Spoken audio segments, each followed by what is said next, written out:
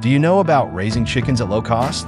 Start by breaking up the vegetables in a machine and cooking them, after which you mix in corn flour and mix thoroughly to get a cheap and nutritious chicken feed. When feeding, use long PVC tubes cut in half lengthwise. These simple troughs can hold a lot of food and are easy to clean. Use a full-length PVC pipe with holes drilled in the top so that dozens of chickens can drink at the same time without crowding.